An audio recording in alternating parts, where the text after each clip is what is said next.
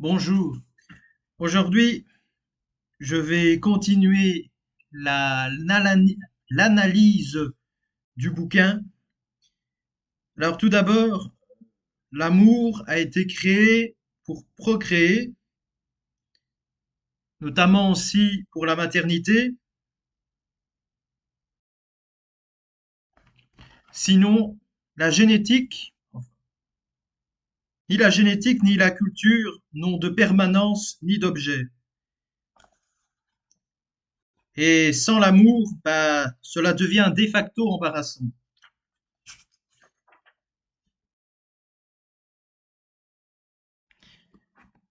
Et ces féministes gauchistes veulent la liberté totale.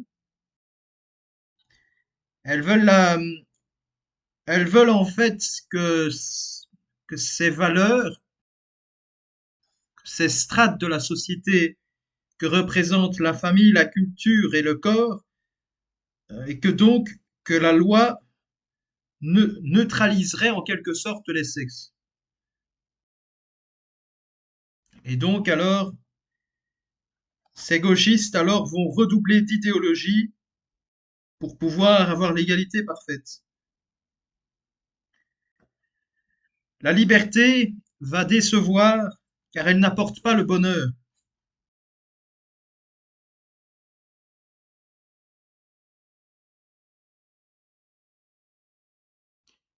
Les luttes des gauchistes, finalement, sont factices, car finalement, les droits que les femmes ont obtenus, c'était surtout avec l'économie qui s'est améliorée et les avancées techniques.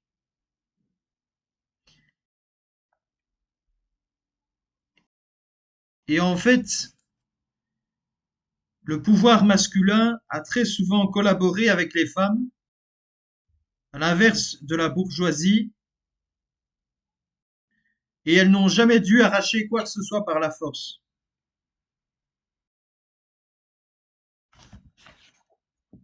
Alors ici, nous avons deux tableaux, avec d'un côté le marxisme et de l'autre côté le féminisme idéologique. Alors, dans le marxisme, tout comme dans le féminisme idéologique, nous avons comme point commun l'oppression. Il n'y a pas de nature, il y a une infrastructure qui oppresse, que cela soit chez le marxisme les travailleurs et chez les femmes, enfin chez le patriarcat, chez les féministes idéologiques. Et puis on a l'archaïsme notamment, ça veut dire qu'en gros, que les sociétés d'avant, il y en avait certaines qui étaient idéales. Il y a cette histoire de la propriété privée qui serait la conséquence de tous leurs maux.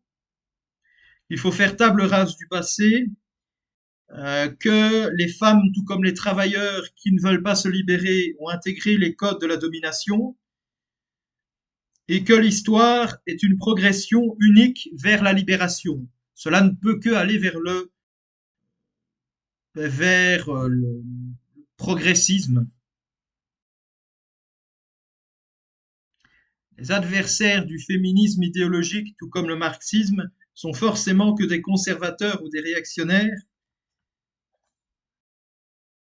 et que pour les deux, il faut lutter pour obtenir les droits.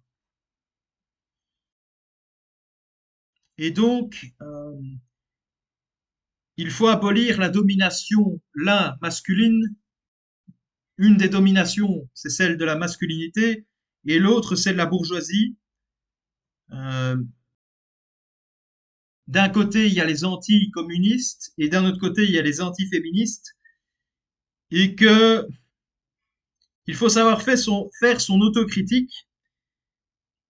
Et dans les deux cas, il y a une forme de proclamation d'un État totalitaire pour la coercition.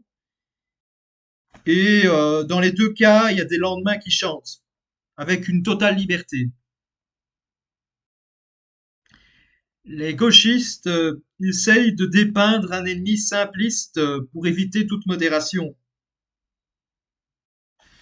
Pourtant, ce qui est quand même malhonnête de leur part, c'est que le monde africain et l'islam ont des excuses concernant le traitement qu'ils réservent aux femmes, qui est bien plus terrible malheureusement que ce qui se passe en Europe.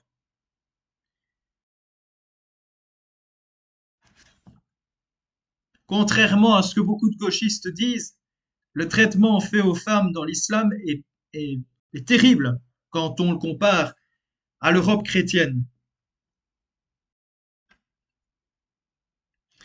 Alors nous avons aujourd'hui, et par le passé ça s'appelait des pick-up artistes, c'était les précurseurs des coachs en séduction.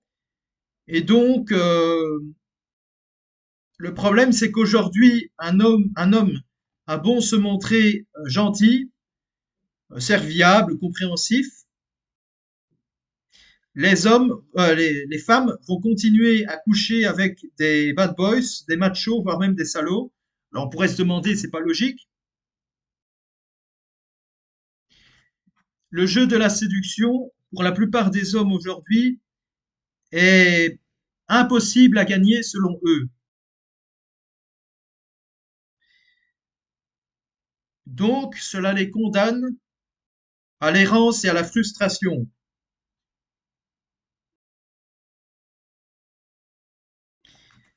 Il y a aujourd'hui plusieurs mouvements masculinistes. Tout d'abord, nous avons les incels, qui signifient les célibataires involontaires. Et malheureusement, il y en a beaucoup d'entre eux qui deviennent des assassins ou des terroristes.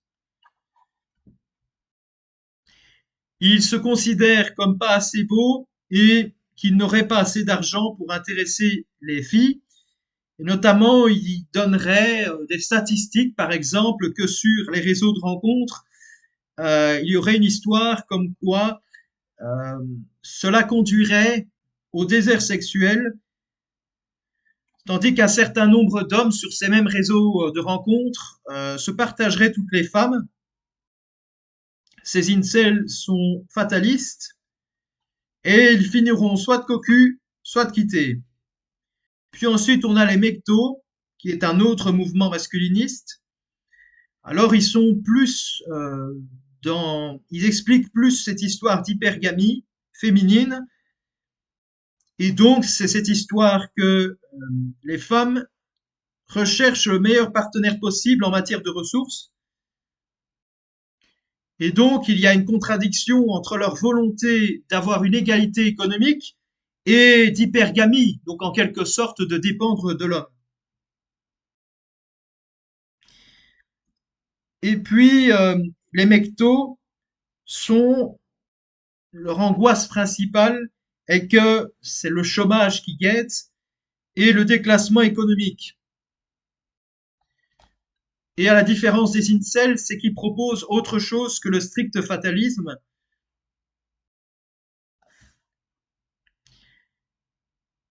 Les mectos essayent d'oublier les femmes et de sortir du jeu de la séduction. Ils considèrent que l'équilibre et l'harmonie sexuelle pourront être retrouvés quand la plupart des hommes se désintéresseront des femmes, ce qui n'arrivera jamais. Et puis nous avons le dernier mouvement qui s'appelle MRA, Men Rights Activists. Donc ce sont des hommes qui veulent la justice avant tout. Ils sont majoritairement non violents et ils n'ont pas de haine, ils n'ont aucune haine contre les femmes. Le problème avec tous ces mouvements, c'est qu'ils systématisent et se morfondent dans le découragement. Et en quelque sorte, ils nourrissent le féminisme idéologique qui a besoin en quelque sorte d'une propagande de guerre. En nous, que cela soit pour les hommes ou pour les femmes, nous avons en quelque sorte des démons intérieurs. Nous avons d'un côté la brute chez l'homme et la salope chez la femme. Ce qui est la cause du féminisme, c'est le masculinisme et non pas sa conséquence. Nous avons ici l'exemple de Victoire. Et, et alors nous avons cette femme qui, au début, voulait fonder un foyer en campagne et voulait donc voilà se séparer de cette vie citadine. Et donc elle va malheureusement mais commencer à perdre foi en la masculinité. Et donc il y a Paul qui est là pour lui dire en gros que il voudrait bien se mettre avec elle pour fonder un foyer, mais elle ne veut évidemment plus parce que elle a été blessée par tous les hommes qu'elle a rencontrés. Victoire aimait beaucoup sa liberté, mais malheureusement, à force d'aller avec tous les hommes de sa ville, elle se rendait compte qu'il n'avait pas beaucoup de considération pour elle, la prenant pour un bout de viande. Mais avec les années, Victoire plaisait de moins en moins aux hommes et sombrait dans la dépression. Et c'est donc qu'elle est devenue en quelque sorte mûre pour le féminisme idéologique. Et donc, le féminisme idéologique trouvait, en fait, ça permettait en fait de la rassurer et donc de pouvoir trouver un coupable facile. Ce féminisme lui donnait une explication de ses malheurs.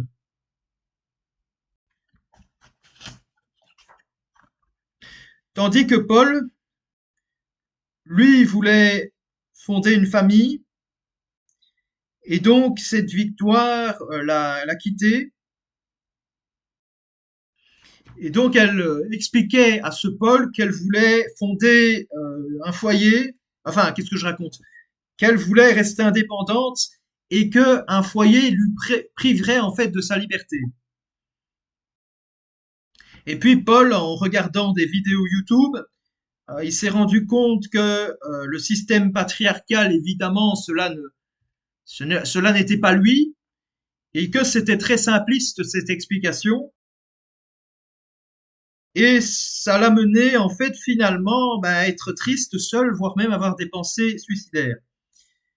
Il se mit à jouer de plus en plus aux jeux vidéo en se prenant pour des personnages importants pour essayer d'oublier son malheur.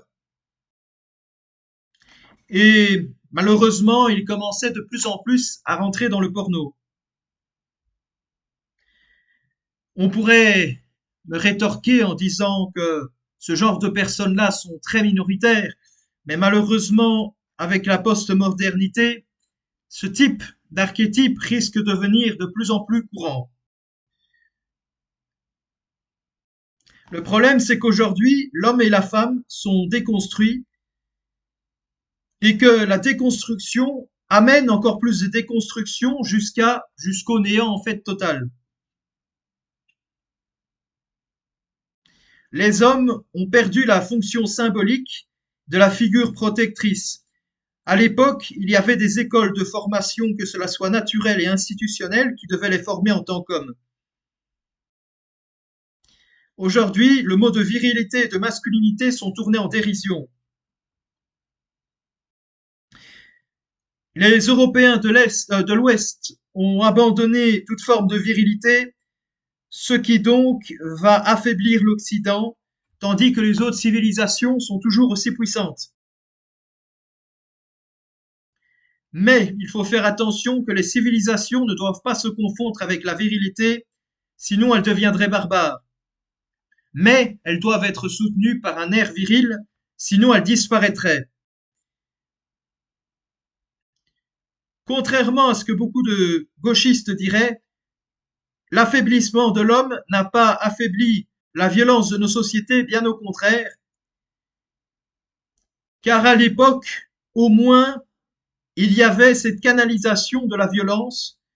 Elle était institutionnalisée et orientée, servant donc, en quelque sorte, cette masculinité servait le bien de la communauté. Aujourd'hui, nous avons d'un côté le décadent pacifié et d'un autre côté le barbare belliqueux. Et la société, l'histoire, les produit toujours en même temps. Aujourd'hui, malheureusement, il y a de plus en plus le développement du marché des robots sexuels et il y a aussi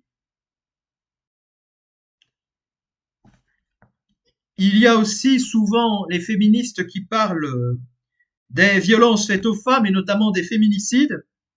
Mais on se rend compte aujourd'hui que c'est surtout lié soit à la précarité économique, le chômage, l'alcoolisme, mais aussi les problèmes mentaux. Et c'est pas, en fait, ce n'est pas lié à un soi-disant patriarcat. Parce que souvent, on se rend compte que les multinationales et les politiciens, ça les arrange bien de parler de ces histoires de patriarcat. Comme ça, ils ne doivent pas euh, ben, résoudre ces problèmes socio-économiques. Et on se rend compte que dans les couples homosexuels et lesbiens, il y a tout autant de violence, si pas plus. Et aujourd'hui, il y a beaucoup de femmes qui essayent de marier en quelque sorte leur côté traditionnel de leur côté féministe, mais les féministes considèrent que il faut, il faut surtout pas être et traditionnaliste et féministe en même temps. Et en même temps, c'est un peu compliqué d'être les deux en même temps, étant donné que ce sont des extrêmes opposés. Le féminisme idéologique ne veut pas améliorer la vie des femmes, mais la changer.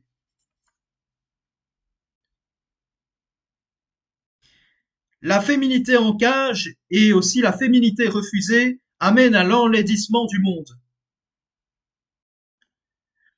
Aujourd'hui, il faut laisser les hommes et les femmes tranquilles et qu'ils fassent, ces personnes-là, elles fassent leur choix par rapport à leur instinct et leurs intérêts.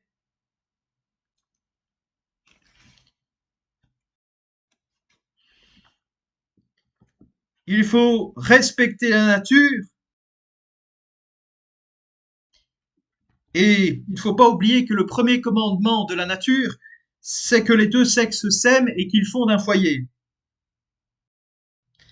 La nature a fait le dimorphisme, conduisant à l'attraction de deux êtres fondamentalement différents.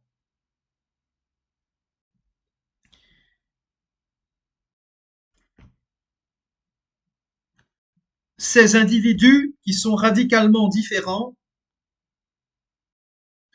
c'est la nature qui pousse les deux sexes à s'aimer et ce n'est pas dû à une origine culturelle et sociétale. Il faut apprendre à rendre hommage et aussi à avoir une reconnaissance. Aujourd'hui, il faut une écologie sexuelle. Il faut respecter nos différences. Parce que souvent, ces gens-là nous parlent d'écologie, mais finalement, l'écologie du sexe, c'est un peu plus compliqué.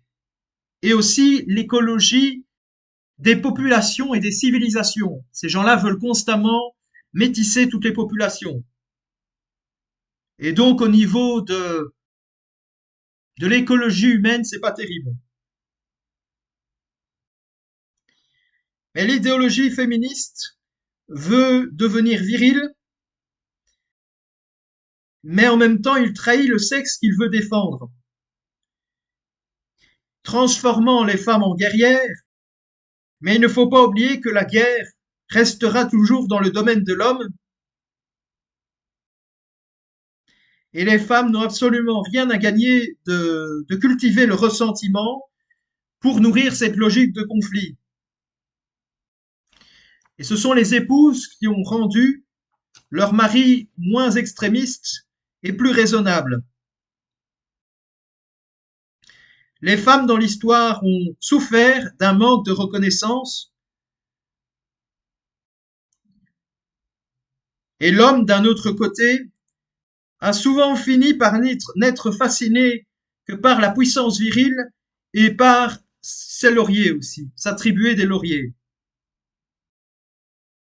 Aujourd'hui, le problème, c'est que les femmes n'ont plus ce rôle communautaire car souvent celles-ci se retrouvent dans des pavillons de banlieue ou des cités dortoirs. Et l'écologie, n'oublions pas que c'est tout d'abord de droite, puisque c'est littéralement la science de la maison. Alors, Julien Rochdy nous explique qu'aujourd'hui, enfin dans ce bouquin, il a fait le témoignage d'une femme qu'il a aimée, qui s'appelait Dima, une femme syrienne, et que aujourd'hui, en tout cas quand il l'a vue la dernière fois, euh, que les femmes en Occident ont un caprice de femme gâtée, selon Dima, et que celle-ci, Dima, cultivait sa féminité, et donc c'était une victoire contre les islamistes. Et que elle considérait que c'est beaucoup de chance d'être une femme en Occident, car il n'y a pas cette peur d'être féminine, et que c'est complètement stupide de vouloir déviriliser les hommes.